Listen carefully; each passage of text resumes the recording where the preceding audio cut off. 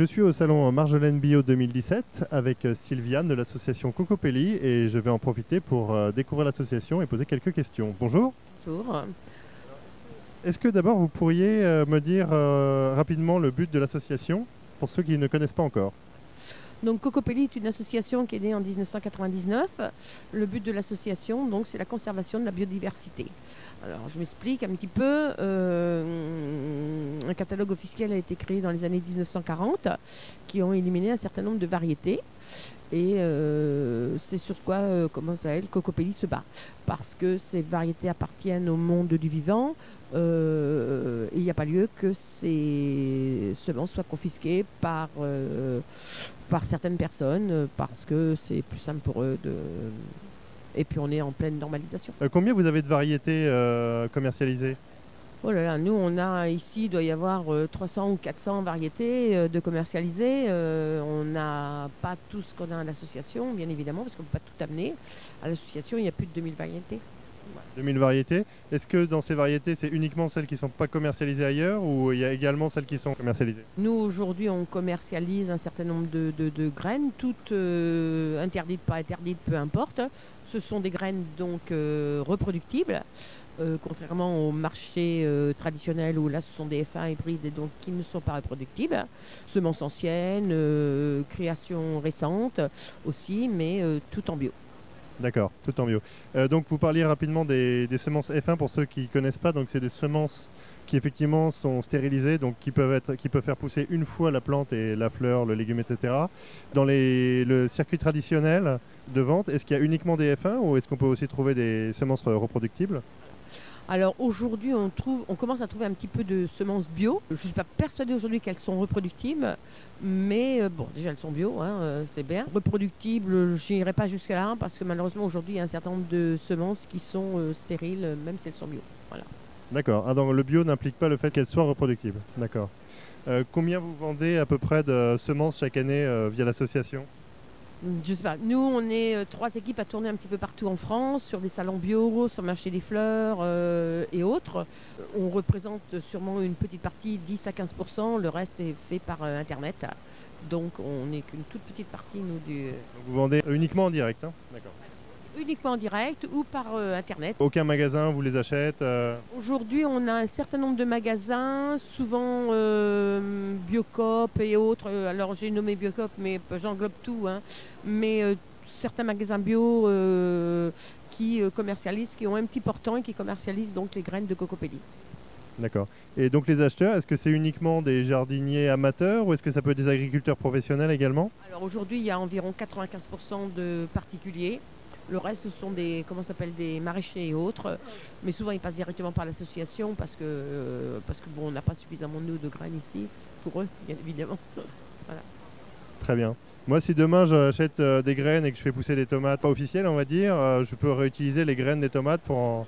D'accord. Et donc si on achète, je dis n'importe quoi, 50 grammes de graines, qu'est-ce qu'on peut espérer l'année d'après en graines si on réexploite Alors, 50 grammes de graines, je ne sais pas combien ça va faire de graines, tout dépend puisque bon, il y a des graines qui sont très fines, d'autres un peu plus grosses, mais il suffit de récolter la semence qui va naître.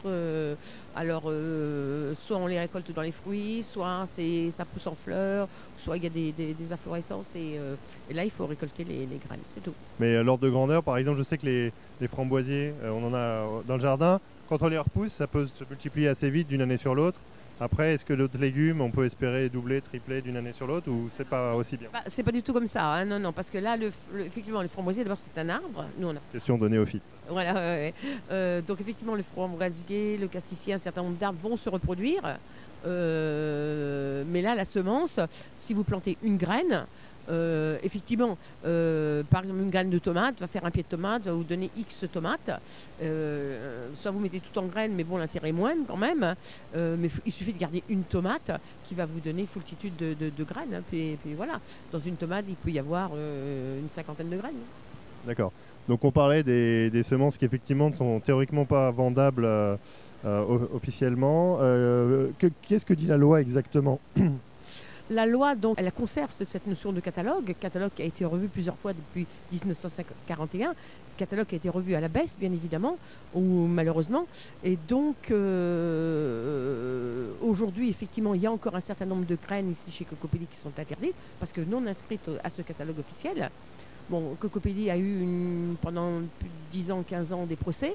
Tous les procès ont été perdus. Perdu par ceux qui vous ont attaqué. Perdu par vous. Perdu par nous. Perdu par nous. Néanmoins, on reste persuadé que notre démarche est une bonne démarche, dans la mesure où certaines personnes s'arrogent de supprimer ce vivant, et ça c'est inadmissible, puisque c'est des graines qui ont toujours existé. Il n'y a pas lieu de supprimer ce genre de choses. Donc on continue. Nous, ces procès, en fin de compte, nous ont donné une certaine notoriété. Beaucoup de médias nous ont beaucoup aidés. Et ce qui a fait qu'aujourd'hui, depuis 2 ou 3 ans, on est relativement tranquille. Personne ne nous embête plus. Et on continue notre petit bonhomme de chemin. Bon, sachant que nous, les graines bio, on est plusieurs associations à faire ce genre de choses. Hein, vous pouvez citer quelques-uns de vos confrères? Après, il va y avoir Germinance, Del País, Semaille. Il y a un certain nombre d'associations qui font ce même genre de choses. Et on continue et bon, alors certains avec régulièrement des remises en cause parce que on nous tape un peu sur les doigts, mais bon, nous aujourd'hui, depuis 2 ans, 3 ans, Cocopelli est tranquille et on continue notre vie tout en menant exactement les mêmes actions qu'on a toujours menées. Très bien.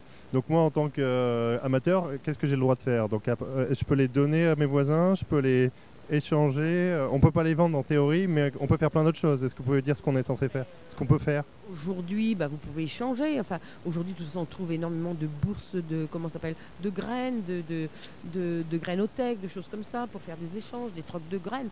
Mais il faut faire vivre ce genre de choses. Il n'y a aucun problème. Et effectivement, bon, on peut dire il y a peut-être quelques illégalités. Mais ça paraît tellement énorme qu'aujourd'hui, les gens s'échangent les graines, et c'est ce qui a toujours été fait. Et il n'y a pas lieu de remettre en cause des choses qui ont existé depuis la nuit des temps. D'accord. Donc vous avez dit que 95% sont des amateurs, il reste 5% de professionnels du coup. Est-ce que ces professionnels, donc théoriquement ils n'ont pas le droit de les acheter, mais ils ont le droit de vendre les fruits et légumes qui ont été produits?